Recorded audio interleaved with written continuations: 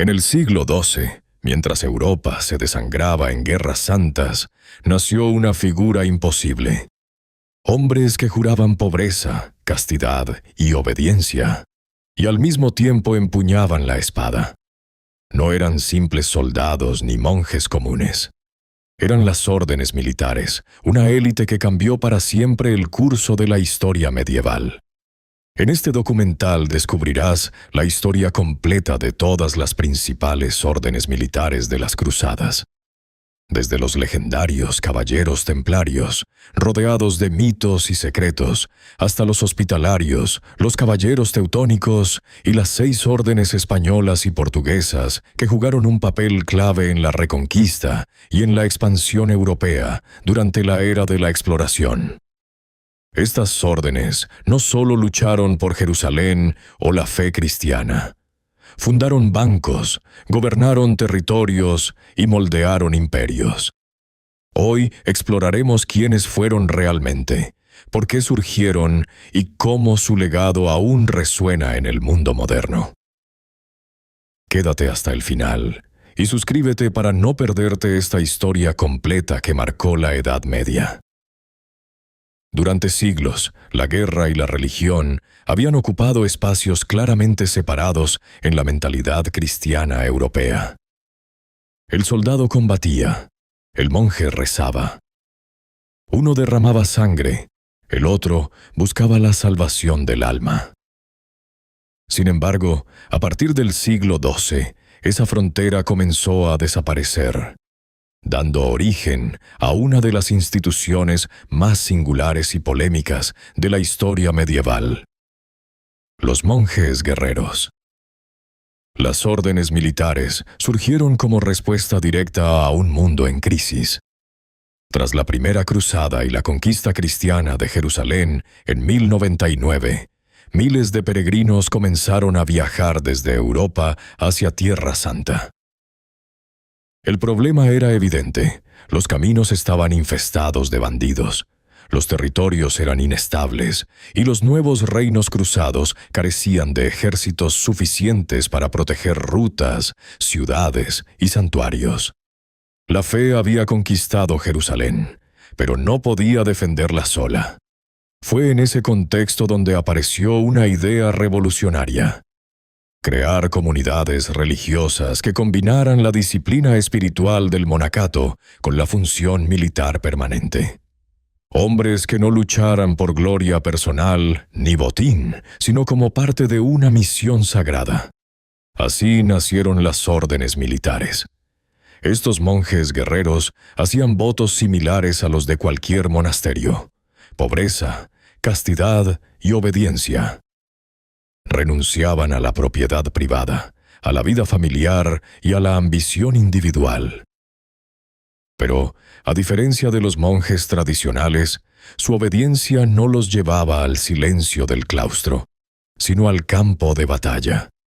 Su oración convivía con el entrenamiento militar, su fe con la espada.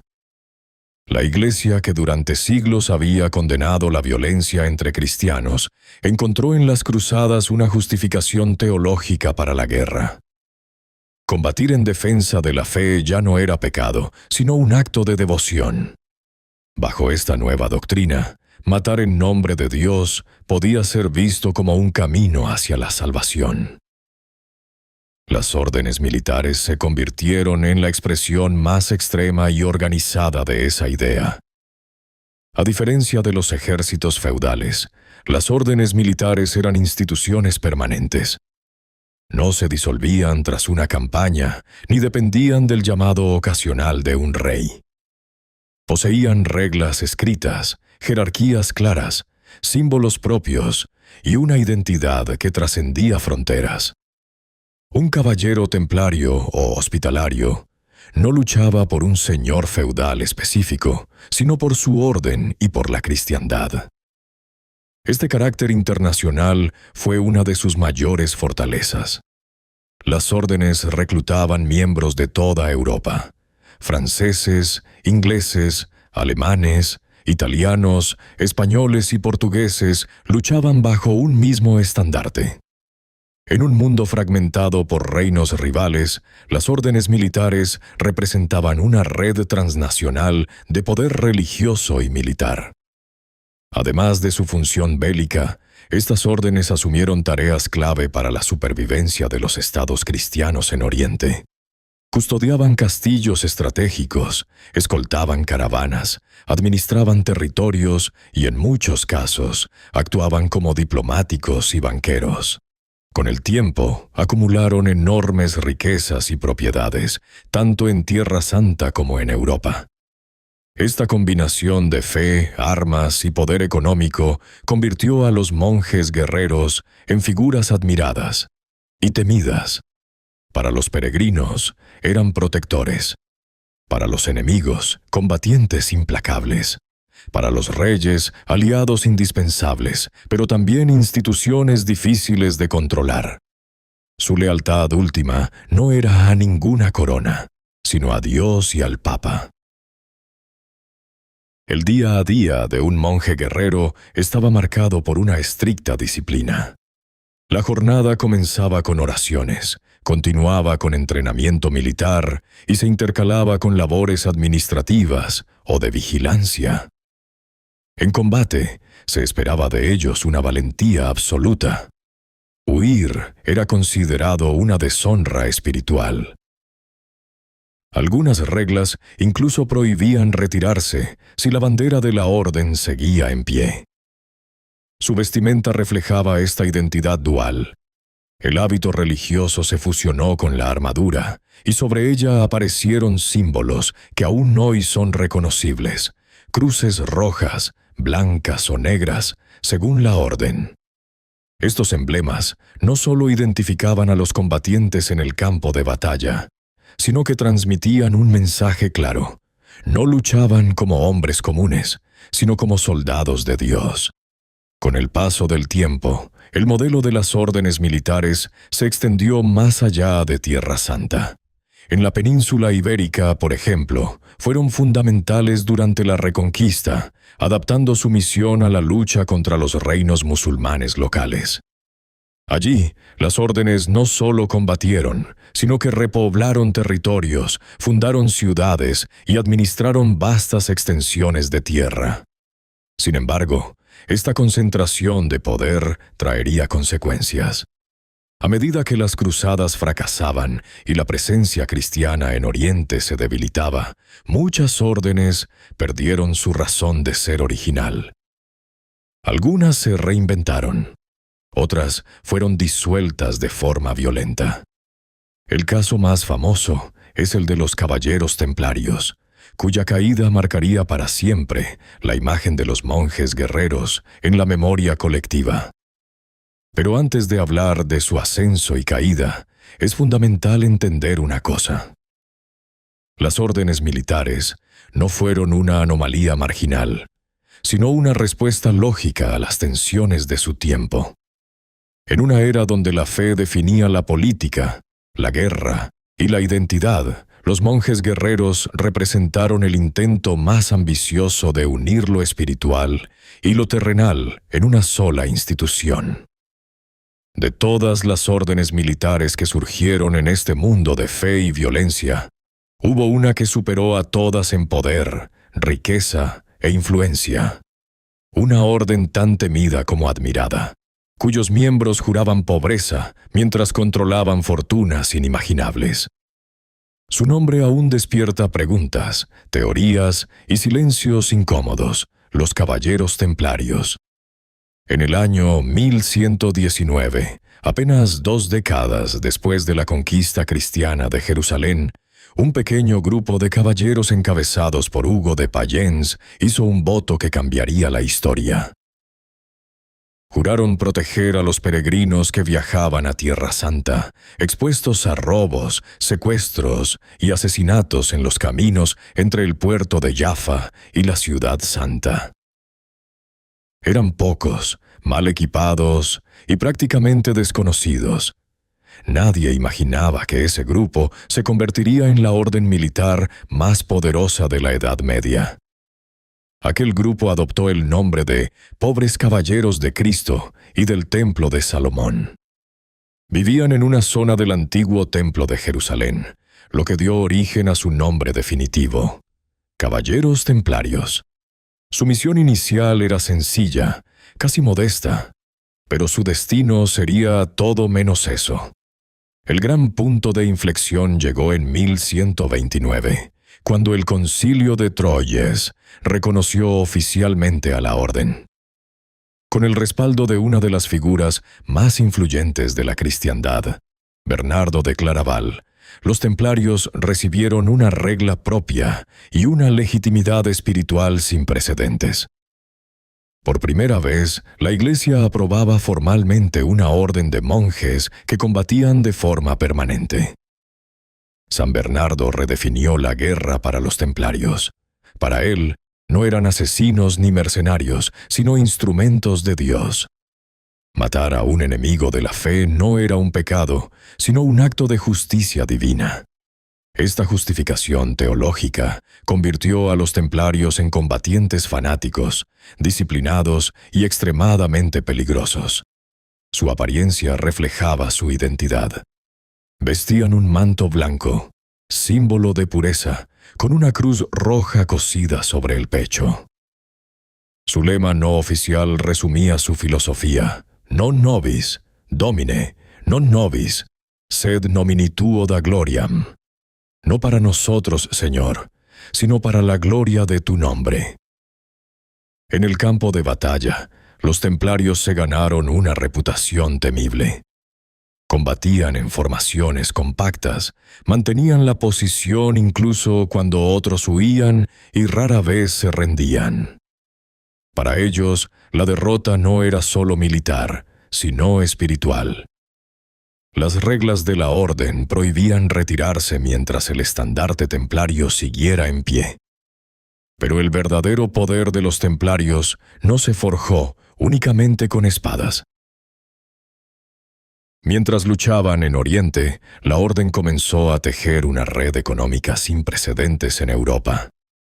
Reyes, nobles y fieles donaban tierras, castillos, dinero y derechos comerciales a cambio de protección espiritual y prestigio. En pocas décadas, los templarios poseían propiedades desde Inglaterra hasta Tierra Santa. Este vasto patrimonio obligó a la orden a desarrollar sistemas avanzados de administración. Así, casi sin proponérselo, los templarios sentaron las bases de algo revolucionario: la banca internacional. Un peregrino podía depositar su dinero en una encomienda templaria en París y retirarlo meses después en Jerusalén mediante una carta de crédito. En una época donde viajar con oro significaba una sentencia de muerte, este sistema convirtió a los templarios en los banqueros más fiables de Europa. Reyes enteros confiaron sus tesoros a la orden. Felipe II de Francia, Enrique II de Inglaterra y numerosos papas utilizaron los templarios como custodios, prestamistas y gestores financieros. La orden no solo guardaba dinero, prestaba grandes sumas, financiaba guerras y sostenía reinos enteros. Aquí surgía una contradicción inquietante. Los templarios juraban pobreza individual, pero como institución acumulaban una riqueza colosal. No eran pobres, eran poderosos. Además, respondían directamente al Papa. No pagaban impuestos a reyes ni obedecían leyes locales. Tenían sus propios tribunales, fortalezas y ejércitos. En la práctica, los templarios formaban un Estado dentro del Estado, algo profundamente incómodo para las monarquías europeas. En Tierra Santa defendían castillos estratégicos como Safed, Tortosa o Bagras, auténticas fortalezas inexpugnables que controlaban rutas comerciales y militares. Su presencia era clave para la supervivencia de los reinos cruzados. Sin ellos, Jerusalén habría caído mucho antes. Pero el mundo estaba cambiando. Antes de avanzar, recuerda que puedes disfrutar de narraciones completas, como esta descargándolas desde el enlace disponible en el video, y así las podrás disfrutar en cualquier momento, y sin molestas interrupciones por anuncios. Ahora bien, continuando. A finales del siglo XIII, las cruzadas fracasaron definitivamente. En 1291, la caída de Acre marcó el final de la presencia cristiana en Tierra Santa. Los templarios, privados de su misión original, regresaron a Europa, sin enemigos claros, pero con enormes riquezas y un poder difícil de justificar. Fue entonces cuando pasaron de ser defensores de la fe a convertirse en un problema político. El rey Felipe IV de Francia, endeudado hasta el límite y decidido a reforzar su autoridad, vio en los templarios una amenaza y una oportunidad. En 1307 ordenó el arresto masivo de los miembros de la orden en Francia. Las acusaciones fueron tan graves como impactantes: herejía, idolatría, blasfemia y rituales secretos. Bajo tortura, muchos templarios confesaron crímenes improbables. El proceso fue rápido, implacable y profundamente político. A pesar de la resistencia inicial del papado, la presión del rey francés fue decisiva. En 1312, el Papa Clemente V disolvió oficialmente la Orden del Temple. 2 años después, el último gran maestre templario, Jacques de Molay, fue quemado vivo en París. Según la leyenda, desde la hoguera lanzó una maldición contra el rey y el papa. Ambos morirían poco después, alimentando el mito que rodea a la orden hasta hoy. Así terminó la historia oficial de los templarios. Pero no su legado. Su caída dio origen a siglos de teorías, tesoros ocultos, conocimientos prohibidos, secretos ancestrales. Más allá del mito, lo cierto es que los templarios demostraron algo nunca antes visto: que una orden religiosa podía dominar la guerra, la economía y la política al mismo tiempo. Fueron monjes, soldados y banqueros, defensores de la fe y piezas clave del poder medieval. Y aunque su orden desapareció, la huella que dejaron en la historia de Europa es imposible de borrar. Tras ellos, otras órdenes aprenderían la lección y continuarían el camino que los templarios habían trazado con acero, fe y oro. Mientras los templarios convirtieron la fe en poder militar y financiero, otra orden tomó un camino distinto. No nacieron empuñando la espada, sino atendiendo a los enfermos, curando heridas y dando refugio a los más vulnerables. Pero cuando la guerra los alcanzó, estos cuidadores se transformaron en combatientes. Así surgieron los caballeros hospitalarios. Antes de ser temidos en el campo de batalla, los caballeros hospitalarios fueron conocidos por algo mucho más raro en la Edad Media: la compasión organizada. Su origen se remonta a finales del siglo XI, incluso antes de la Primera Cruzada, cuando mercaderes de Amalfi fundaron un hospital en Jerusalén dedicado a San Juan Bautista. Su objetivo era simple: atender a peregrinos enfermos, heridos o exhaustos tras el largo viaje a Tierra Santa. En un mundo donde la medicina era primitiva y la caridad escasa, este hospital destacó rápidamente.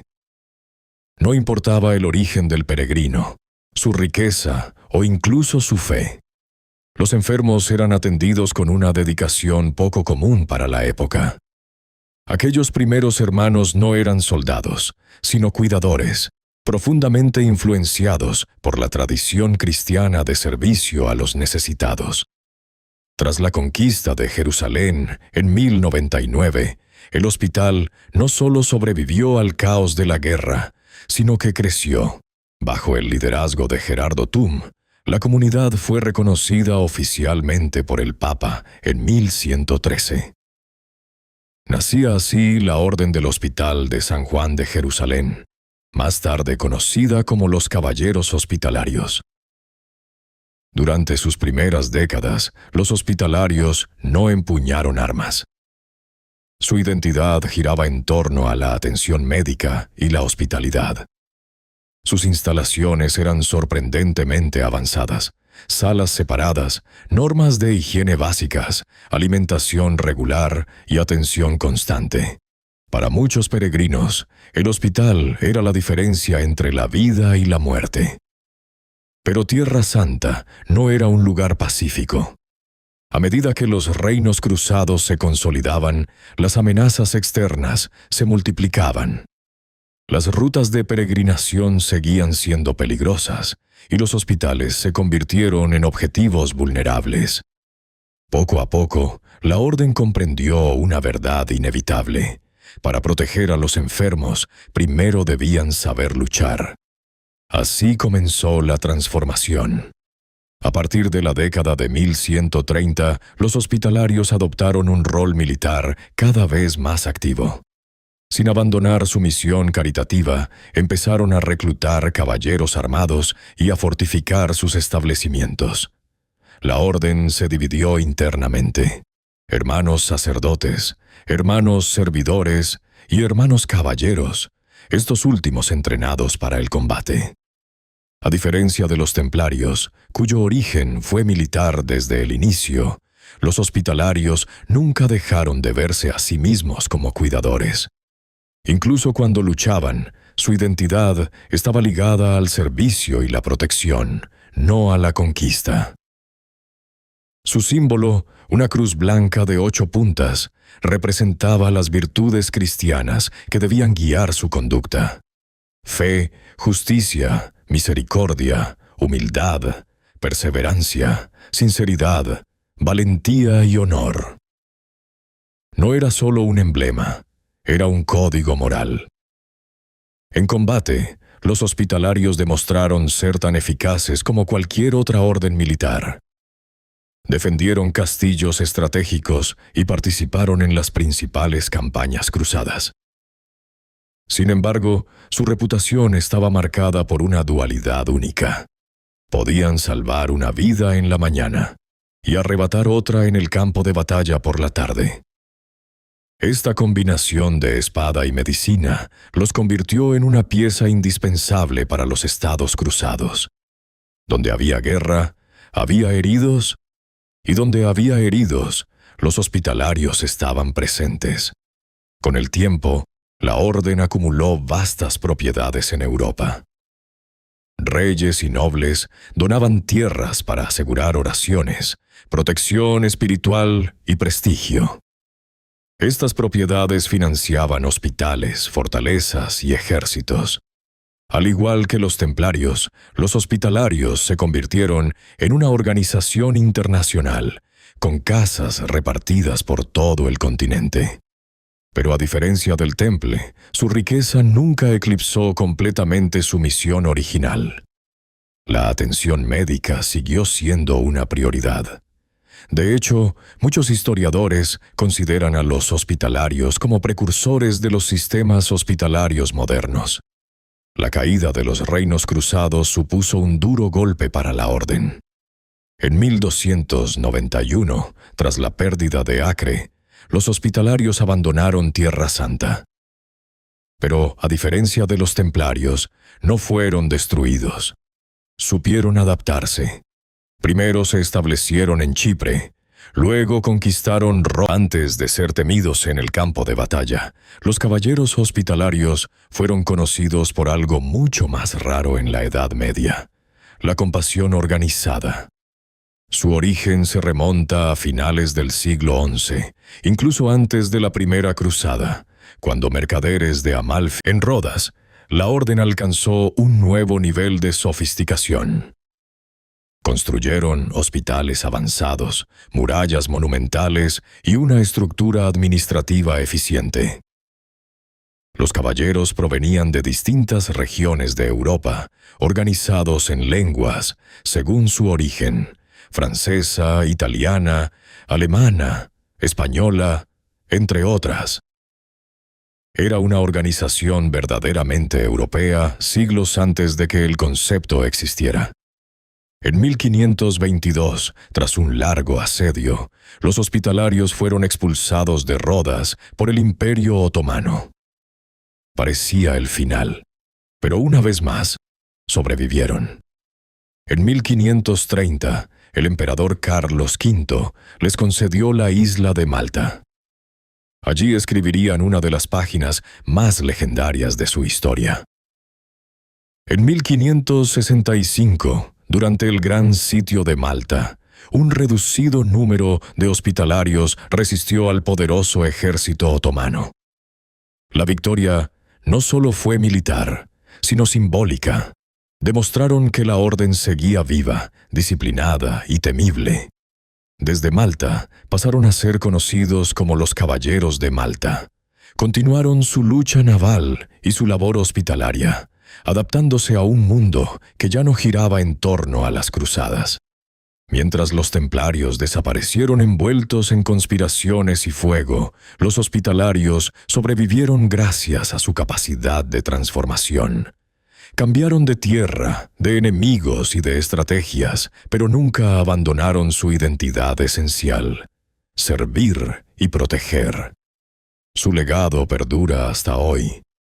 La Orden de Malta sigue existiendo como una organización humanitaria internacional, reconocida por numerosos estados y dedicada a la asistencia médica y social. Pocas instituciones medievales pueden presumir de una continuidad tan extraordinaria. Los caballeros hospitalarios demostraron que la fe armada no siempre tuvo que estar ligada al oro o a la ambición. En un mundo brutal, eligieron curar tanto como combatir. Y quizá por eso, su historia no terminó en una hoguera, sino en la supervivencia. Mientras los hospitalarios sobrevivían adaptándose y los templarios desaparecían entre fuego y acusaciones, en otra frontera de la cristiandad surgía una orden distinta. No luchaban bajo el sol de Jerusalén ni defendían peregrinos, sino que avanzaban entre bosques, hielo y pantanos. Allí, en el norte de Europa, nacerían los caballeros teutónicos. Los caballeros teutónicos nacieron lejos del escenario clásico de las cruzadas. Su origen no está marcado por el desierto ni por Jerusalén, sino por el frío, el barro y las fronteras orientales de Europa. Como los hospitalarios, comenzaron su historia no como guerreros, sino como cuidadores.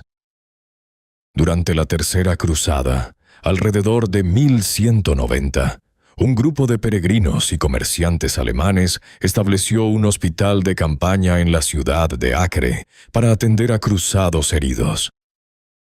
Aquel hospital, dedicado a Santa María de los Alemanes, fue el embrión de una nueva orden, la Orden Teutónica. En 1198, el Papa reconoció oficialmente a la Orden como una institución militar y religiosa. Desde el inicio, los teutónicos combinaron elementos de los templarios y los hospitalarios. Disciplina monástica, estructura militar y una fuerte identidad nacional alemana. Vestían túnicas blancas con una cruz negra, un símbolo que pronto sería temido en todo el norte de Europa. A diferencia de otras órdenes, los caballeros teutónicos nunca lograron consolidarse plenamente en Tierra Santa. Su número era limitado y su influencia menor frente a templarios y hospitalarios. Pero el destino de la orden cambiaría radicalmente cuando dirigieron su mirada hacia el norte.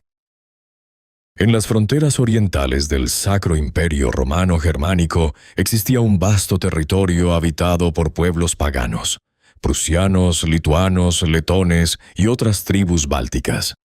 Para la Iglesia y los príncipes alemanes, estas tierras representaban una doble oportunidad: expandir el cristianismo y ampliar el poder territorial. Los teutónicos encontraron allí su verdadera misión. A comienzos del siglo XIII, la orden fue invitada a establecerse en Prusia con el objetivo de cristianizar la región. Lo que siguió no fue una simple campaña militar, sino una conquista sistemática y brutal. A diferencia de las cruzadas en Oriente, donde los cristianos luchaban por territorios lejanos, los teutónicos crearon un estado propio en el corazón de Europa del Norte. La conversión no fue pacífica. Los pueblos bálticos resistieron con ferocidad, y los teutónicos respondieron con una guerra implacable. Aldeas enteras fueron destruidas, poblaciones desplazadas y culturas enteras sometidas o eliminadas. Para la orden, la espada era un instrumento legítimo de evangelización. Con el tiempo, los caballeros teutónicos construyeron una red de castillos de piedra que dominaban el paisaje. Fortalezas como Marienburg, su capital, se convirtieron en símbolos de su poder. Desde estos bastiones, administraban justicia, recaudaban impuestos y organizaban campañas militares. A diferencia de los templarios, los teutónicos no se limitaron a ser una orden dentro de reinos ajenos. Gobernaron directamente un estado monástico, una teocracia militar, donde el gran maestre ejercía autoridad política, religiosa y militar. Era una entidad única en la Europa medieval. Su modelo de expansión atrajo a caballeros de toda Europa, especialmente durante las llamadas Cruzadas del Norte. Para muchos nobles, combatir junto a los teutónicos ofrecía indulgencias espirituales similares a las de Tierra Santa, pero sin tener que viajar miles de kilómetros. La Guerra Santa se había trasladado al Báltico. Sin embargo, este éxito contenía las semillas de su caída. A medida que los pueblos bálticos eran cristianizados, el enemigo pagano desaparecía. La orden, construida para la guerra, necesitaba nuevos conflictos para justificar su existencia. Esto los llevó a enfrentarse con potencias cristianas emergentes, especialmente el Reino de Polonia y el Gran Ducado de Lituania. El momento decisivo llegó en 1410, durante la batalla de Grunwald. Allí, las fuerzas teutónicas fueron derrotadas de forma devastadora por una coalición polaco-lituana. Fue uno de los mayores enfrentamientos medievales de Europa y marcó el inicio del declive irreversible de la orden. Aunque los teutónicos sobrevivieron a la derrota, nunca recuperaron su antigua hegemonía. Las guerras constantes agotaron sus recursos y el mundo estaba cambiando. La reforma protestante sacudiría los cimientos mismos del orden medieval. En 1525, el gran maestre Alberto de Brandeburgo tomó una decisión histórica. Secularizó el Estado teutónico y adoptó el luteranismo. El territorio pasó a convertirse en el Ducado de Prusia, poniendo fin al Estado monástico. La orden perdió su poder político y militar. A partir de ese momento, los caballeros teutónicos continuaron existiendo, pero transformados. Se convirtieron en una orden principalmente religiosa y caritativa, lejos del poder que habían ejercido durante siglos. Su época de conquistas había terminado. El legado de los teutónicos es profundamente complejo. Por un lado, contribuyeron a la cristianización y organización del norte de Europa. Por otro, su expansión se basó en la violencia sistemática y la destrucción cultural. Para muchos pueblos bálticos, su memoria está asociada más a la opresión que a la fe. Aún así, los caballeros teutónicos representan una faceta esencial de las cruzadas, la Guerra Santa como herramienta de colonización interna europea. Demostraron que las cruzadas no fueron solo expediciones hacia Oriente, sino también campañas para redefinir fronteras dentro del propio continente. Mientras los templarios dominaron el oro y los hospitalarios sobrevivieron gracias a la adaptación, los teutónicos construyeron imperios con piedra, sangre y disciplina. Su historia no se escribió bajo el sol del desierto, sino bajo cielos grises, en tierras donde la cruz avanzó al ritmo de la espada. Cuando las cruzadas comenzaron a apagarse en Oriente, y el poder de las grandes órdenes internacionales alcanzaba su punto máximo. En la península ibérica se libraba una guerra diferente. No era una lucha por Jerusalén, sino por la propia supervivencia de los reinos cristianos. En ese escenario nació una orden que unió fe, linaje y espada como ninguna otra: la Orden de Santiago. La historia de la Orden de Santiago no comienza en Tierra Santa ni en los pasillos del Vaticano, sino en los campos de batalla de la Reconquista, una guerra larga, fragmentada y profundamente arraigada en la identidad de la península ibérica. A diferencia de las órdenes nacidas en Oriente, la de Santiago fue una creación genuinamente hispánica, moldeada por siglos de conflicto contra Al-Ándalus y por la ambición de una nobleza guerrera en busca de honor, tierras y salvación espiritual. La orden fue fundada alrededor del año 1170, en un momento crítico para los reinos cristianos.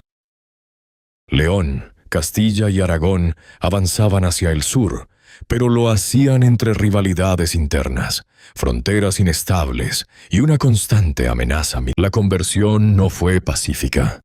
Los pueblos bálticos resistieron con ferocidad y los teutónicos respondieron con una guerra implacable. Aldeas enteras fueron destruidas, poblaciones desplazadas y culturas enteras. El apóstol Santiago no fue una elección casual.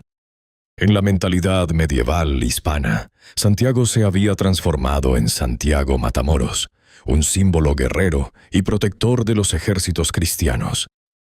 Luchar bajo su nombre no solo legitimaba la guerra, sino que la convertía en una misión sagrada profundamente conectada con la identidad del reino.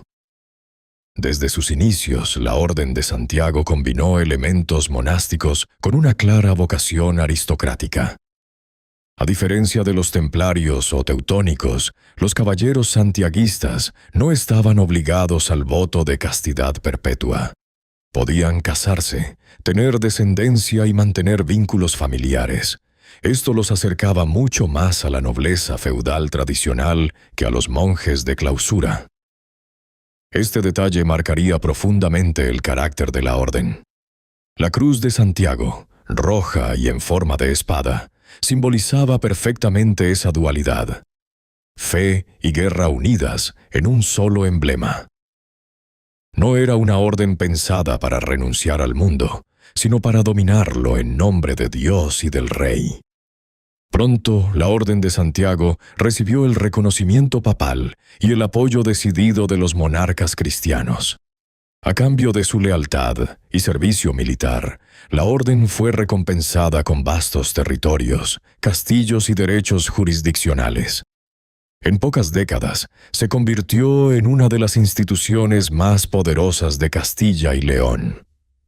Sus encomiendas se extendieron por Extremadura, La Mancha y Andalucía, regiones clave en la frontera con los reinos musulmanes.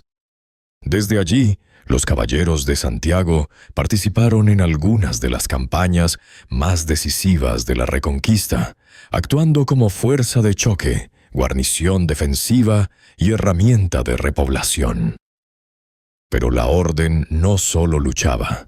Administraba tierras, impartía justicia, recaudaba impuestos y organizaba el asentamiento de colonos cristianos en territorios recién conquistados.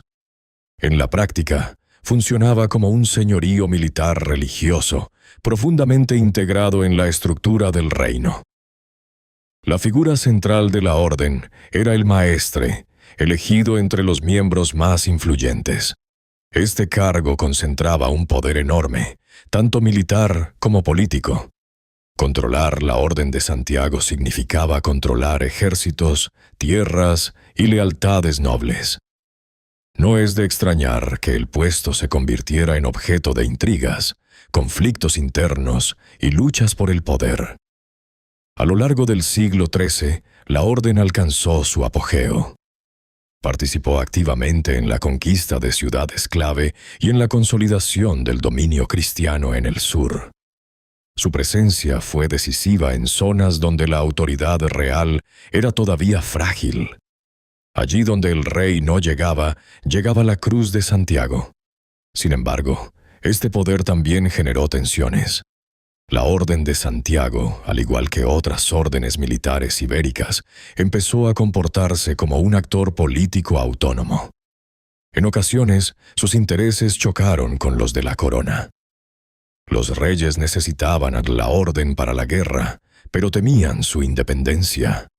A diferencia de las órdenes internacionales, la de Santiago estaba profundamente entrelazada con la nobleza local. Muchos de sus caballeros pertenecían a las familias más influyentes del reino.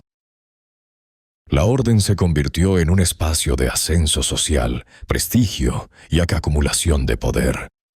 Esta cercanía con la nobleza explicaría tanto su fortaleza como su transformación posterior. Cuando la reconquista se acercaba a su fin, la razón militar de la orden comenzó a diluirse. Ya no había fronteras tan inestables ni campañas constantes. La Guerra Santa daba paso a la administración de un reino en expansión. El punto de inflexión llegó en el siglo XV, durante el proceso de centralización del poder real. Los reyes católicos, Isabel de Castilla y Fernando de Aragón, comprendieron que ninguna institución podía rivalizar con la autoridad de la corona. Las órdenes militares, con sus ejércitos privados y vastos territorios, representaban un desafío directo. En 1493, tras la muerte del último maestre independiente, la Orden de Santiago fue incorporada formalmente a la corona. El rey se convirtió en gran maestre, unificando el poder militar, religioso y político bajo la autoridad real. No fue una abolición, sino una absorción estratégica.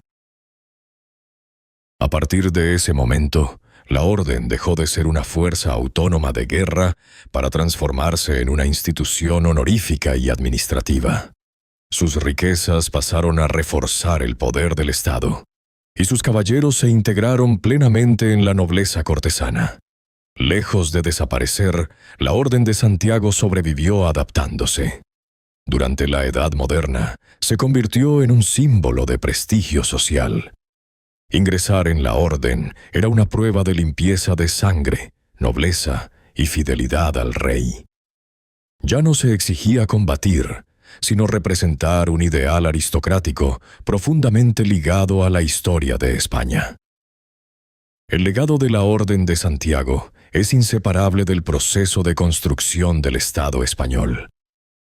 Fue una herramienta clave para conquistar, repoblar y consolidar territorios. Pero también fue un reflejo de una nobleza que supo usar la fe como legitimación de su poder.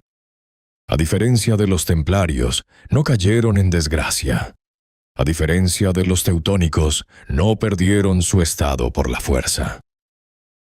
Los santiaguistas sobrevivieron porque supieron integrarse en el nuevo orden político, cediendo autonomía a cambio de continuidad. La Orden de Santiago encarna una forma muy particular de monje guerrero, menos ascético, más noble, menos internacional, profundamente hispánico. Sus caballeros no soñaban con Jerusalén, sino con tierras, linajes y honra en la frontera peninsular. Si la Orden de Santiago representó a la nobleza armada al servicio del reino, otra orden peninsular llevó el ideal monástico militar aún más lejos.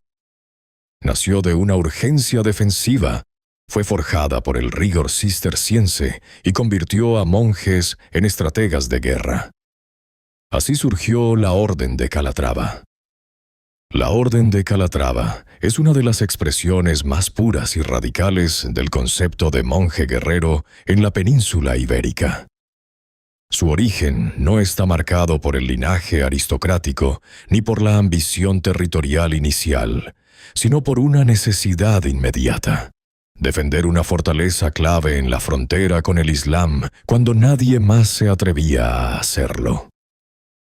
Todo comenzó en 1158, cuando el rey Sancho III de Castilla heredó una plaza estratégica, pero extremadamente vulnerable, Calatrava la Vieja, situada en el valle del Guadiana. La fortaleza era una puerta de entrada al corazón de Castilla, constantemente amenazada por los ejércitos almohades. Mantenerla requería hombres, disciplina y una voluntad férrea. Los templarios, encargados inicialmente de su defensa, renunciaron al encargo al considerarlo insostenible. Fue entonces cuando apareció una solución inesperada. Un monje cisterciense llamado Raimundo de Fitero, junto a su compañero Diego Velázquez, propuso asumir la defensa del castillo.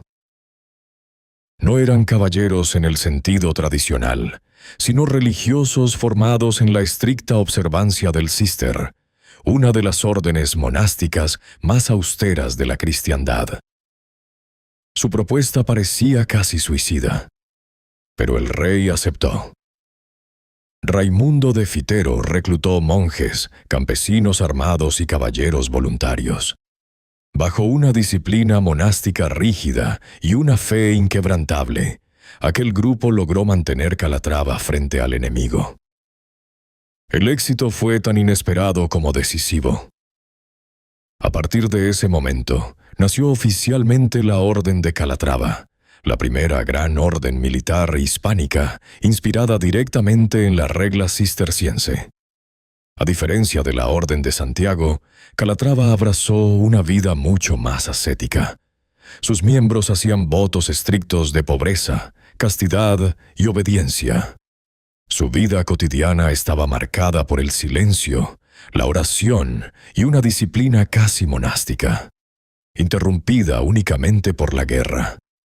Vestían hábitos blancos con una cruz flordelisada roja, símbolo de sacrificio y pureza. No era una orden pensada para el prestigio cortesano, sino para la resistencia, el sacrificio y la obediencia absoluta. El verdadero rasgo distintivo de la Orden de Calatrava fue su estructura interna. A diferencia de otras órdenes, donde el liderazgo recaía en nobles guerreros, aquí el poder estaba profundamente influido por la tradición monástica. El maestre no era solo un comandante militar, era un superior espiritual. En Calatrava, el monje podía convertirse en general. Esta fusión dio lugar a una organización extremadamente disciplinada. Las decisiones estratégicas se tomaban bajo una lógica casi religiosa. La obediencia no era solo una norma militar, sino un mandato espiritual. Desobedecer era pecar. Gracias a esta cohesión interna, la orden creció rápidamente. Recibió tierras, castillos y privilegios por parte de los reyes castellanos, convirtiéndose en un pilar fundamental de la Reconquista en La Mancha y el Valle del Guadiana. Desde estas tierras, los calatravos participaron en ofensivas clave contra los reinos musulmanes. Sin embargo, su historia también estaría marcada por grandes derrotas. En 1195, durante la batalla de Alarcos, las fuerzas cristianas sufrieron una de sus peores derrotas frente a los almohades. La Orden de Calatrava perdió gran parte de sus hombres y su fortaleza principal quedó expuesta. La derrota fue devastadora, tanto militar como espiritualmente. Lejos de desaparecer, la Orden aprendió de la catástrofe. Tras la recuperación cristiana, Calatrava fue trasladada a una nueva sede más segura. Calatrava la Nueva, una impresionante fortaleza-convento construida sobre una colina. Este complejo simbolizaba perfectamente la esencia de la orden. Una mezcla de monasterio y castillo, de claustro y muralla. Desde allí, la Orden de Calatrava volvió a consolidarse y participó en uno de los momentos más decisivos de la historia peninsular, la Batalla de las Navas de Tolosa, en 1212. En ese enfrentamiento, las órdenes militares, incluida Calatrava, jugaron un papel crucial en la derrota definitiva del poder almohade en la península. A partir de ese momento, la Reconquista entró en una fase irreversible de avance cristiano. y con ella el poder de la orden alcanzó su apogeo. Los calatravos administraban extensos territorios, organizaban repoblaciones y ejercían autoridad judicial. Pero a diferencia de la Orden de Santiago, mantuvieron durante más tiempo su carácter austero. Su identidad no se basaba en el linaje, sino en la disciplina y la obediencia. Con el paso de los siglos, sin embargo, ni siquiera Calatrava pudo escapar a las tensiones políticas. La acumulación de tierras y poder convirtió el cargo de maestre en una pieza clave dentro del juego nobiliario castellano. Las luchas internas y la influencia de la nobleza comenzaron a erosionar el ideal original. El siglo XV marcaría el inicio de su transformación definitiva. Al igual que ocurrió con la Orden de Santiago, los reyes católicos intervinieron para poner fin a la autonomía de las órdenes militares. En 1487, el maestrazgo de Calatrava fue incorporado a la corona. La orden perdió su independencia militar, pero no fue disuelta. Desde entonces, Calatrava se convirtió en una orden honorífica, ligada a la nobleza y al servicio del Estado. Sus antiguos ideales monásticos se diluyeron progresivamente, sustituidos por un papel más simbólico que militar. Aún así, la historia de la Orden de Calatrava deja una huella única. Representa el momento en que el ideal monástico alcanzó su forma más extrema.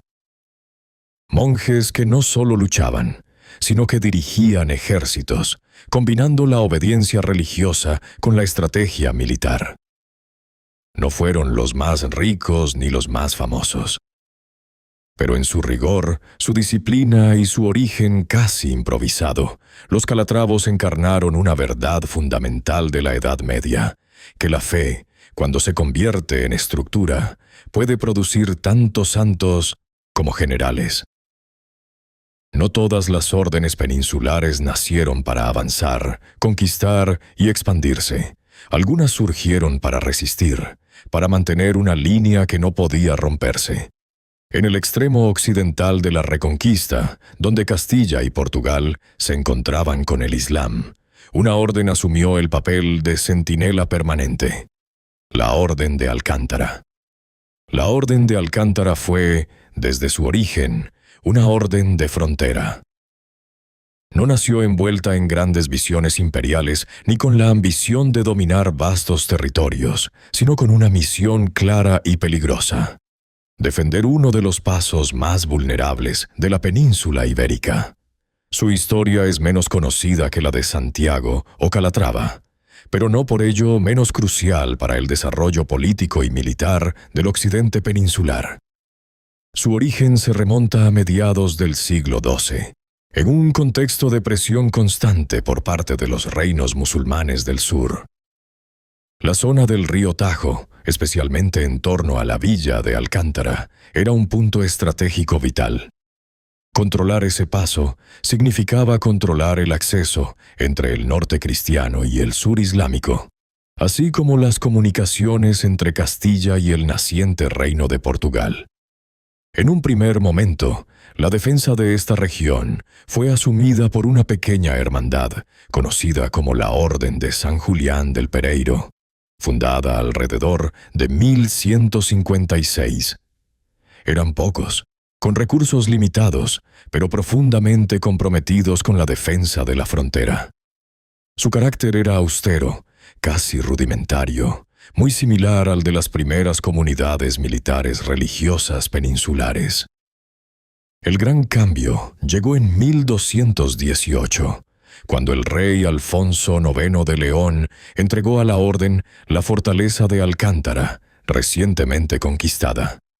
A partir de ese momento, la orden adoptó el nombre con el que pasaría a la historia: Orden de Alcántara. Al igual que la Orden de Calatrava, Alcántara quedó bajo la influencia espiritual del Císter, lo que marcó profundamente su estructura y disciplina. Sus miembros hacían votos estrictos de pobreza, castidad y obediencia, y llevaban una vida marcada por la oración, el silencio y la guerra defensiva. No eran caballeros cortesanos, sino guardianes permanentes de una frontera inestable. Su emblema, una cruz verde flordelisada, pronto se convirtió en un símbolo reconocible en el oeste peninsular. No representaba expansión, sino vigilancia. No avance, sino contención. La función principal de la orden era clara: proteger el territorio recién conquistado, repoblarlo y asegurar que no volviera a caer en manos musulmanas. Para ello, los caballeros de Alcántara se establecieron en castillos estratégicos, patrullaron rutas y actuaron como una fuerza de reacción rápida ante incursiones enemigas. Su relación con el reino de Portugal fue especialmente delicada. La frontera entre León, Castilla y Portugal no estaba claramente definida, y las alianzas cambiaban con frecuencia. En ocasiones, la Orden de Alcántara actuó como aliada de Portugal. En otras, como instrumento de presión castellano-leonesa. Esta ambigüedad política marcó gran parte de su historia. A diferencia de la Orden de Santiago, Alcántara nunca fue una orden masiva ni profundamente aristocrática. Su tamaño fue más reducido y su influencia, aunque importante, se concentró en regiones específicas. Esto le permitió mantener durante más tiempo su carácter militar auténtico, menos diluido por el prestigio cortesano. Sin embargo, esa misma limitación la hizo vulnerable. Durante el siglo XIII, la orden participó activamente en las grandes campañas de la Reconquista, incluida la decisiva batalla de las Navas de Tolosa. Aunque su papel fue menos visible que el de otras órdenes mayores, su contribución fue constante y esencial en la consolidación del territorio occidental. Con el avance cristiano hacia el sur, la frontera se desplazó, pero la Orden de Alcántara no perdió su función. Simplemente cambió de escenario.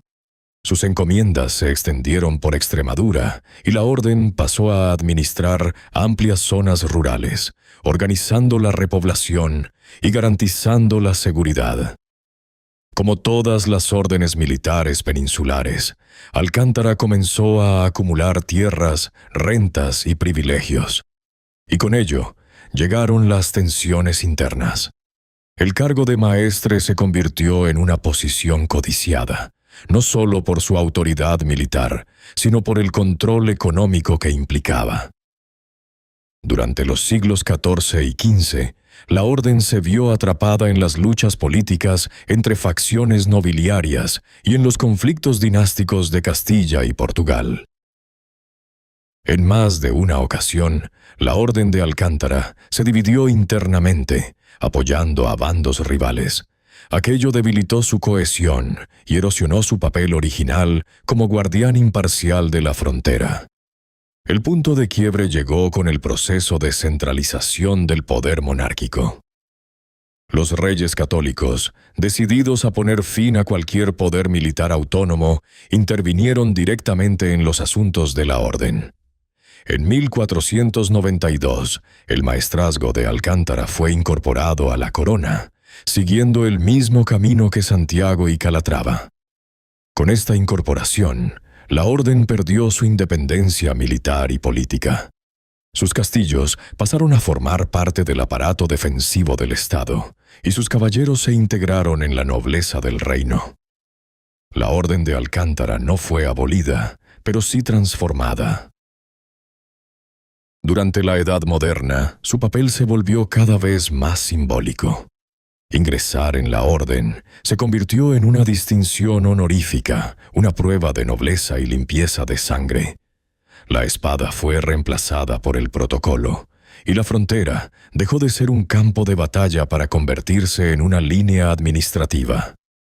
Aún así, el legado de la Orden de Alcántara no debe medirse por su fama, sino por su función histórica. Durante siglos, sostuvo una de las zonas más frágiles de la península ibérica. Fue un muro humano entre reinos, culturas y religiones. Si Santiago representó la nobleza guerrera y Calatrava el rigor monástico llevado a la guerra, Alcántara encarnó al soldado de frontera, siempre alerta, siempre expuesto, raramente celebrado.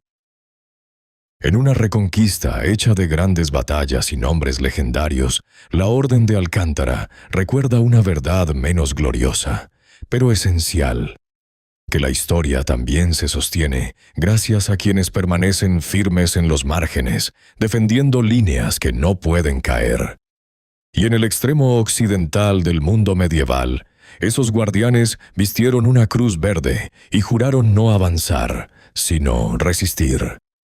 La caída de los templarios no solo dejó hogueras y leyendas, también dejó un vacío de poder, castillos abandonados y ejércitos sin bandera.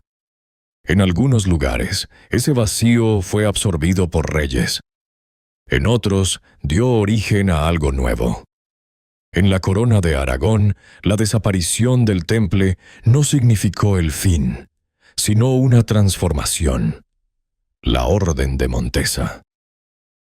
La Orden de Montesa nació de una crisis. No fue fruto de una visión espiritual ni de una urgencia militar inmediata, sino de una necesidad política. Reorganizar el poder que había quedado en el aire tras la destrucción de los caballeros templarios. En ningún otro lugar de la península ibérica se sintió tanto ese impacto como en los territorios de la Corona de Aragón. Cuando el Papa Clemente V disolvió la Orden del Temple en 1312, sus bienes quedaron oficialmente bajo control papal. Sin embargo, en la práctica, esos bienes eran demasiado importantes como para dejarlos fuera del alcance de los reyes. Castillos, tierras, rentas y fortalezas templarias cubrían amplias zonas de Aragón y Valencia, y constituían un pilar clave de la defensa fronteriza.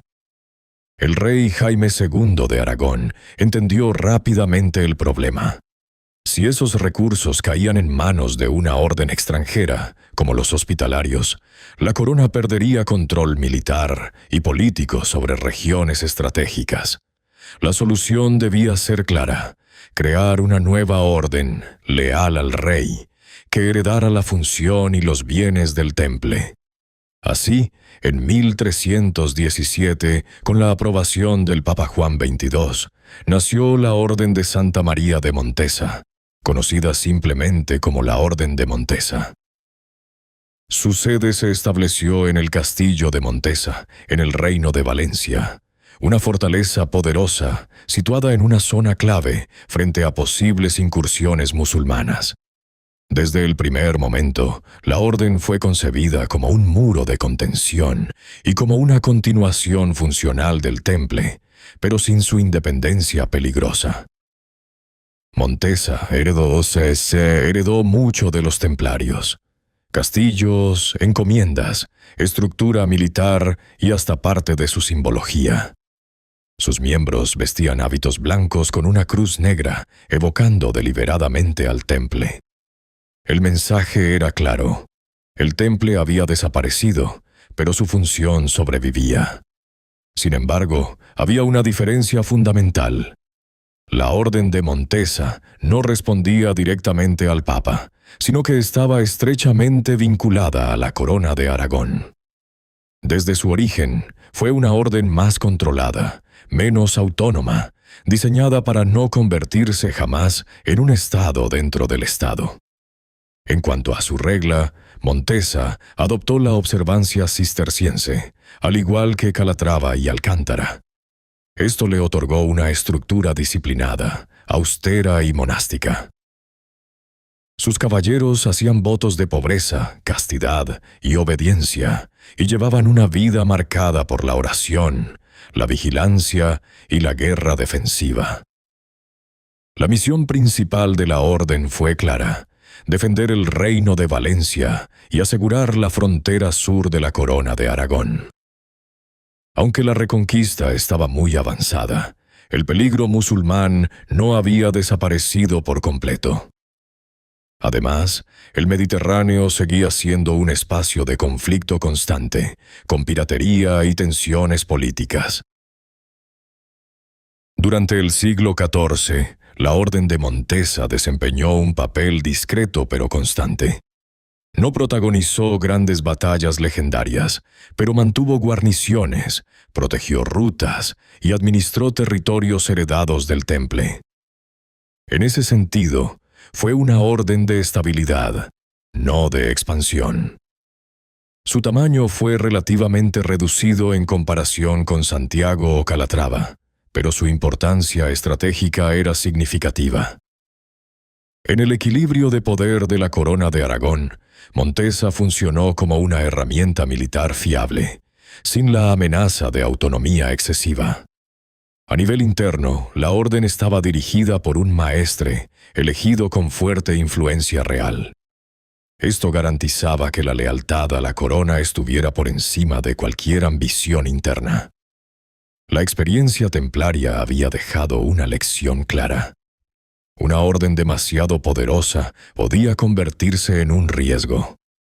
Con el paso del tiempo, el contexto cambió radicalmente. A finales del siglo XV, la toma de Granada marcó el fin de la Reconquista. La frontera dejó de ser un campo de batalla permanente. Para la Orden de Montesa, como para todas las órdenes militares peninsulares, surgió una pregunta inevitable. ¿Cuál era ahora su razón de ser? La respuesta no fue inmediata, pero sí progresiva. La orden comenzó a perder su función estrictamente militar y a integrarse cada vez más en la estructura del Estado. Sus miembros ya no eran guerreros de frontera, sino administradores, nobles y servidores del rey. El prestigio de pertenecer a Montesa pasó a ser más simbólico que bélico. El momento decisivo llegó en 1587, cuando el rey Felipe II incorporó oficialmente el maestrazgo de Montesa a la corona. Con ello, la orden perdió su última autonomía real. A partir de entonces, el monarca español sería también gran maestre de Montesa, siguiendo el modelo aplicado anteriormente a Santiago, Calatrava y Alcántara. Este proceso no significó la desaparición de la orden, sino su transformación definitiva. Montesa pasó a ser una orden honorífica, vinculada a la nobleza valenciana y aragonesa. Sus castillos dejaron de ser fortalezas activas y se convirtieron en símbolos del pasado. A diferencia de los templarios, Montesa nunca fue acusada de herejía ni perseguida. A diferencia de otras órdenes, nunca desafió abiertamente al poder real. Su supervivencia se basó en una estrategia clara: existir sin amenazar. El legado de la Orden de Montesa es inseparable del trauma templario. Fue creada para ocupar su lugar, pero también para evitar repetir su destino. En ese equilibrio entre continuidad y control reside su singularidad histórica. Montesa representa una etapa distinta del fenómeno de los monjes guerreros. El momento en que la Edad Media comienza a ceder ante el Estado moderno. La fe armada ya no podía ser independiente. Tenía que integrarse, someterse y adaptarse. Si los templarios encarnaron el auge y la caída del poder autónomo, Montesa simboliza la institucionalización del recuerdo. No la cruz que conquista, sino la cruz que administra. No la espada que avanza, sino la que se guarda como símbolo. En las murallas silenciosas de su castillo, la Orden de Montesa recuerda que la historia de las órdenes militares no terminó en una hoguera ni en una gran batalla, sino en algo mucho más sutil: la absorción del ideal guerrero por el poder del Estado. Y así, los herederos del Temple no continuaron su leyenda con fuego y misterio, sino con obediencia, silencio y permanencia. En el extremo occidental de la península ibérica, las órdenes militares no solo defendieron fronteras ni administraron territorios. En un caso excepcional, una de ellas cruzó un umbral que ninguna otra alcanzó. Pasó de servir al trono a ocuparlo. Así nació una de las historias más singulares del mundo medieval, la de la Orden de Avís. La Orden de Avís ocupa un lugar único en la historia de las órdenes militares. Mientras la mayoría terminó absorbida por la corona o relegada a un papel honorífico, Avís fue más allá. Dio origen a una dinastía real que gobernaría Portugal durante uno de los periodos más decisivos de su historia. Ninguna otra orden militar europea llegó tan lejos. Su origen se remonta a 1146, en pleno avance de la reconquista portuguesa. El reino de Portugal, joven y aún frágil, luchaba por consolidar su independencia frente a los reinos musulmanes del sur y al mismo tiempo frente a las presiones de sus vecinos cristianos. En ese contexto nació la Orden de San Benito de Avís, inicialmente conocida como la Orden de Évora. Como muchas órdenes peninsulares, Avís surgió con una misión clara: defender la frontera y asegurar los territorios recién conquistados. Su nombre definitivo provendría del castillo de Avís, una fortaleza estratégica que se convertiría en el corazón de la orden y en símbolo de resistencia. Desde sus inicios, Avís estuvo profundamente ligada a la corona portuguesa. A diferencia de las órdenes internacionales, su vocación fue siempre nacional, al servicio directo del reino. Esta cercanía con el poder real marcaría su destino de forma irreversible. La orden adoptó una regla inspirada en el modelo cisterciense, con votos de pobreza, castidad y obediencia. Sus caballeros vestían hábitos blancos con una cruz verde, emblema que pronto se asociaría con la defensa de Portugal. No eran monjes de clausura, sino guerreros disciplinados, habituados a la vida dura de la frontera.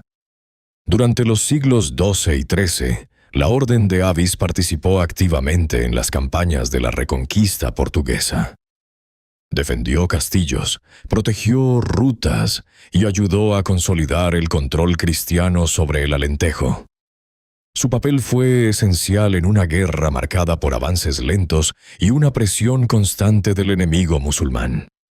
Con el tiempo, la orden acumuló tierras, privilegios y prestigio. Pero a diferencia de otras órdenes, su crecimiento estuvo siempre alineado con los intereses del rey. Avís no aspiraba a la autonomía total. Su fuerza residía precisamente en su lealtad a la corona. Esa lealtad sería puesta a prueba en uno de los momentos más críticos de la historia portuguesa. En 1383, el rey Fernando primero murió sin heredero masculino. La sucesión quedó en manos de su hija Beatriz, casada con el rey de Castilla. Para muchos portugueses, aquello significaba una amenaza existencial, la posible absorción de Portugal por Castilla. El reino entró en una profunda crisis política, conocida como la crisis de 1383 a 1385. El país se dividió entre quienes apoyaban la unión con Castilla y quienes defendían la independencia portuguesa. En medio de ese caos, emergió una figura inesperada: João, maestre de la Orden de Avís. João no era rey, ni heredero legítimo. Era un bastardo real, hijo ilegítimo del rey Pedro I. Pero también era el líder de una poderosa orden militar, respetado, disciplinado y profundamente portugués. En un momento de vacío de poder, su figura se convirtió en un punto de referencia. La Orden de Avís tomó una decisión histórica: intervenir directamente en la política del reino. João fue proclamado defensor del reino y encabezó la resistencia contra las fuerzas castellanas. La orden aportó no solo tropas, sino organización, disciplina y legitimidad moral. El momento decisivo llegó en 1385, durante la batalla de Aljubarrota. Allí, un ejército portugués numéricamente inferior, reforzado por contingentes de la Orden de Avís, derrotó de forma contundente a las fuerzas de Castilla. Fue una victoria decisiva, no solo militar sino simbólica. Tras la victoria, João fue proclamado rey de Portugal como Juan I, fundador de la dinastía de Avís. Por primera vez en la historia europea, una orden militar no solo influía en el poder real, sino que se convertía en él. A partir de ese momento, la historia de la Orden de Avís y la del Reino de Portugal quedaron completamente entrelazadas. La cruz verde de la Orden pasó a simbolizar no solo la defensa de la frontera, sino la legitimidad misma de la monarquía portuguesa. Bajo la dinastía de Avís, Portugal entró en su época más brillante. Fueron los Avís quienes impulsaron la era de los descubrimientos, transformando un pequeño reino atlántico en una potencia marítima global. La mentalidad de frontera y expansión, forjada durante la Reconquista, se proyectó ahora hacia el océano. Figuras como Enrique el Navegante, miembro de la familia Avís y gran maestre de la Orden de Cristo, heredera templaria en Portugal, encarnaron esta continuidad entre fe, guerra y exploración. La lógica del monje guerrero se transformó en la del explorador misionero. Mientras tanto, la Orden de Avís como institución militar fue perdiendo protagonismo directo. Su función había sido cumplida. El reino estaba consolidado y la frontera segura. La orden se integró progresivamente en la estructura del Estado, convertida en una orden honorífica vinculada a la nobleza y al prestigio cortesano. Pero su legado ya era irreversible. A diferencia de otras órdenes que terminaron absorbidas o neutralizadas por la corona, Avís había sido la corona.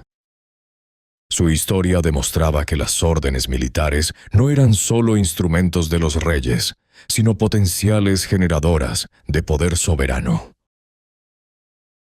La dinastía de Avís gobernó Portugal durante casi 2 siglos, llevando al reino a su máxima expansión territorial y cultural. Bajo su mandato, Portugal estableció rutas comerciales globales, colonias y una identidad marítima que definiría su historia posterior. Todo ello tuvo su origen en una orden militar, nacida para defender castillos de frontera. La Orden de Avís representa el punto culminante del fenómeno de los monjes guerreros en la península ibérica. No fue la más rica ni la más numerosa, pero fue la que entendió mejor el momento histórico.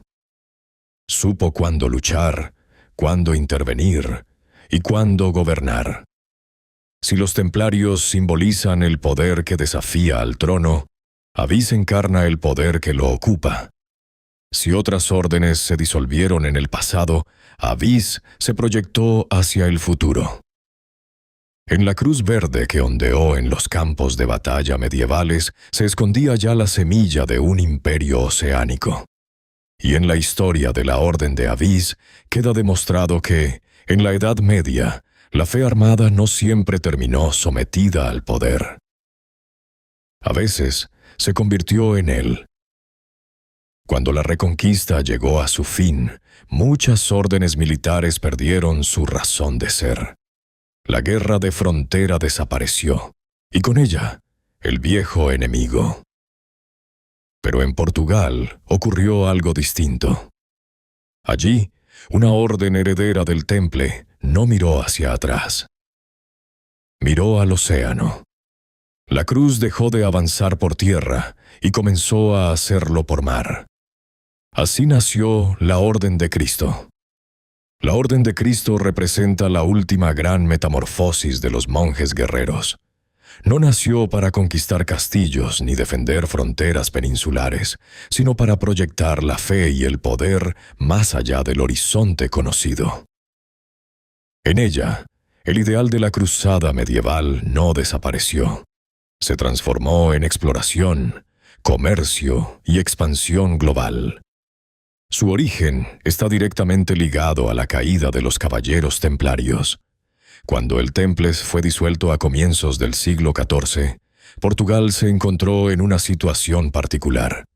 A diferencia de Francia, donde los templarios fueron perseguidos con violencia, en Portugal habían sido aliados leales de la corona. Castillos, flotas y redes templarias eran esenciales para la defensa y estabilidad del reino. El rey Dinis I de Portugal se negó a permitir que ese poder desapareciera o pasara a manos extranjeras. Su solución fue audaz y política: crear una nueva orden, con una nueva legitimidad, pero heredera directa del temple portugués. En 1319, con la aprobación papal, nació oficialmente la Orden de Cristo. En la práctica, la nueva orden heredó gran parte de los bienes, castillos y miembros del temple en Portugal. Su sede se estableció en Tomar, una antigua fortaleza templaria que se convertiría en uno de los centros espirituales y estratégicos más importantes del país. El símbolo de la Orden de Cristo lo decía todo. Una cruz roja templaria, modificada, inscrita dentro de un contorno blanco. Era una señal de continuidad y ruptura al mismo tiempo.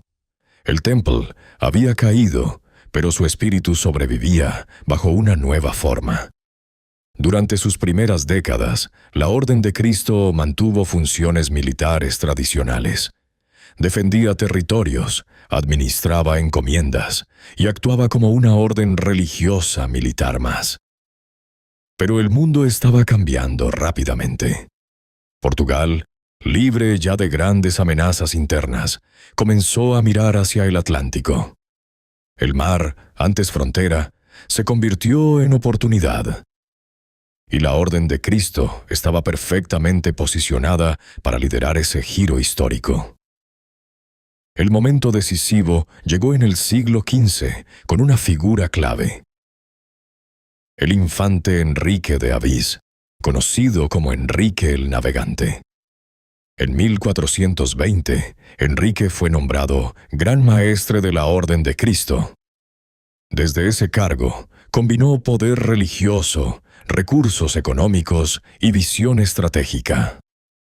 La orden, rica gracias a sus vastas propiedades, se convirtió en el principal financiador de la exploración marítima portuguesa. Aquí se produjo una transformación sin precedentes.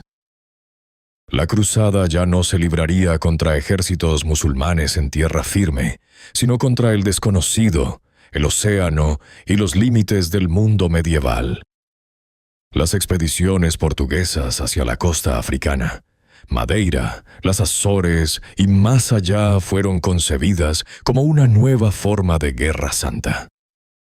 Explorar, comerciar y evangelizar se fusionaron en un mismo proyecto.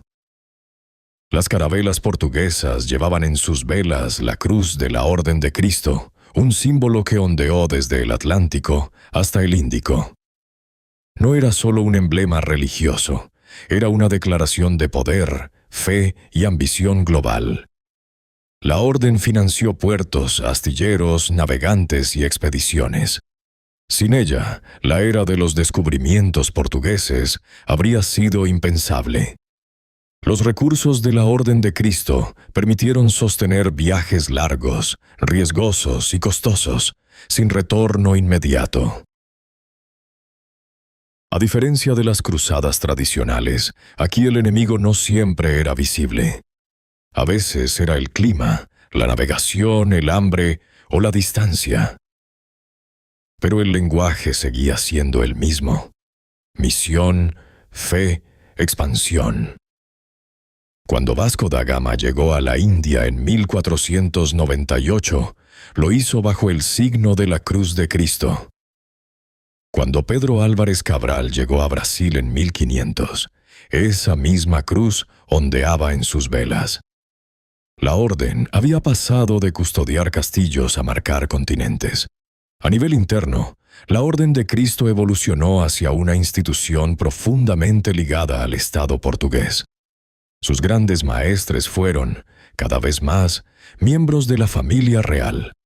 La orden dejó de ser una fuerza militar independiente para convertirse en un instrumento estratégico del imperio. En este nuevo contexto, la evangelización adquirió un papel central. Las expediciones no solo buscaban rutas comerciales, sino también expandir el cristianismo. La lógica de la cruzada sobrevivía, ahora proyectada sobre África, Asia y América. Sin embargo, este modelo también trajo contradicciones. La Orden de Cristo, nacida de un ideal espiritual, se vio cada vez más envuelta en intereses económicos, coloniales y políticos. El comercio de especias, el control de rutas marítimas y más tarde, el sistema colonial, transformaron profundamente su naturaleza. La cruz que antes simbolizaba sacrificio comenzó a asociarse también con dominación. A partir del siglo XVI, con el auge del Imperio portugués, la orden se volvió cada vez más honorífica. Sus recursos fueron absorbidos progresivamente por la corona y su papel militar desapareció casi por completo. En 1551, el maestrazgo fue incorporado formalmente al rey de Portugal, consolidando su control absoluto. La Orden de Cristo no fue abolida, pero sí redefinida. Se convirtió en una distinción de prestigio, vinculada al mérito, la nobleza y el servicio al Estado. Su pasado cruzado sobrevivió más como símbolo que como realidad operativa. Aún así, su legado es inmenso. La Orden de Cristo fue el puente entre la Edad Media y la Edad Moderna. Transformó el ideal del monje guerrero en el del explorador, el navegante y el misionero. Llevó la cruz más lejos que cualquier otra orden militar de la historia. Si los templarios dominaron caminos y castillos, la Orden de Cristo dominó mares y rutas oceánicas. Si otras órdenes se apagaron con el fin de la reconquista, esta se reinventó cuando el mundo se hizo más grande. En las velas de las naves portuguesas, la cruz ya no señalaba una batalla próxima, sino un destino desconocido. La Guerra Santa había cambiado de forma, pero no de espíritu. La Orden de Cristo demuestra que las cruzadas no terminaron simplemente con la caída de Jerusalén o Granada. En Portugal, continuaron navegando. Y así, los últimos monjes guerreros no murieron en campos de batalla medievales, sino que cruzaron océanos, abrieron rutas globales y marcaron el inicio de un mundo nuevo. Con una cruz roja desplegada contra el viento. Más allá de las grandes órdenes que dominaron campos de batalla, coronas y océanos, existió un mundo menos visible, pero igualmente decisivo. Órdenes más pequeñas, especializadas, nacidas de necesidades concretas y tragedias humanas específicas. No buscaron imperios ni dinastías, pero dejaron una huella profunda en la historia de las cruzadas y de la cristiandad medieval. Cuando se habla de órdenes militares, la historia suele centrarse en templarios, hospitalarios o teutónicos. Sin embargo, el universo de los monjes guerreros fue mucho más amplio y diverso. Junto a las grandes potencias militares existieron órdenes menores, menos numerosas, pero fundamentales para comprender la complejidad del mundo cruzado. Una de las más singulares fue la Orden de San Lázaro. A diferencia de otras órdenes, San Lázaro nació para atender a los leprosos, una de las enfermedades más temidas y estigmatizadas de la Edad Media. Sus orígenes se remontan a un hospital de Jerusalén, dedicado a quienes sufrían esta dolencia, excluidos de la sociedad y condenados al aislamiento. Lo extraordinario es que la orden no solo cuidó a los enfermos, sino que llegó a militarizarse. Algunos de sus miembros, incluso afectados por la lepra, empuñaron armas para defender hospitales y territorios. Combatían sabiendo que su esperanza de vida era limitada. En ellos, la idea del sacrificio alcanzó una dimensión extrema. La Orden de San Lázaro encarnó una forma distinta de guerra santa, luchar cuando ya no había nada que perder. Su legado no fue territorial ni político, sino profundamente humano. Otra orden menor fue la Orden de Santo Tomás de Acre, surgida en Inglaterra y activa en Tierra Santa. Aunque de menor impacto militar, cumplió funciones defensivas y administrativas, especialmente en los últimos años de presencia cristiana en Oriente. Representaba el esfuerzo de reinos específicos por mantener influencia en las cruzadas mediante órdenes propias. También existieron órdenes locales, efímeras o regionales, creadas para defender un castillo concreto, una ruta comercial o una frontera específica. Algunas desaparecieron rápidamente, otras fueron absorbidas por órdenes mayores. Muchas apenas dejaron registros detallados, pero su existencia demuestra hasta qué punto la Guerra Santa impregnó toda la estructura medieval. Estas órdenes menores revelan una verdad clave. Las cruzadas no fueron un fenómeno uniforme.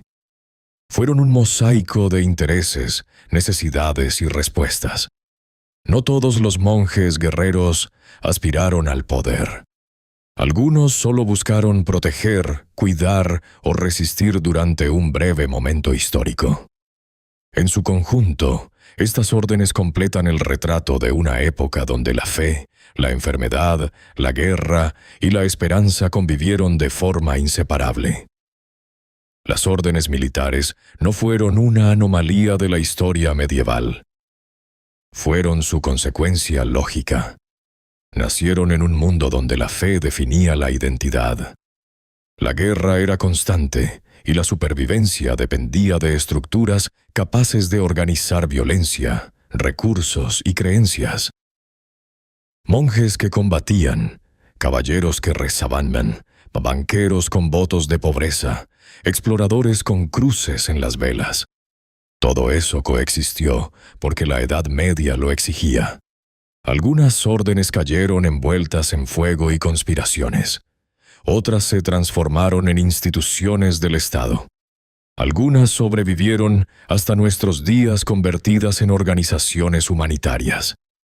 Pero todas compartieron una misma raíz: la convicción de que la fe podía y debía defenderse con acciones concretas. A través de templarios, hospitalarios, teutónicos, órdenes ibéricas y herederas del Temple, vimos cómo el ideal del monje guerrero evolucionó. De la defensa de peregrinos a la creación de bancos. De castillos en Tierra Santa a imperios marítimos. De la espada al timón. Las órdenes militares no solo lucharon batallas, moldearon Europa. Influyeron en la política, la economía, la exploración y la formación de los estados modernos.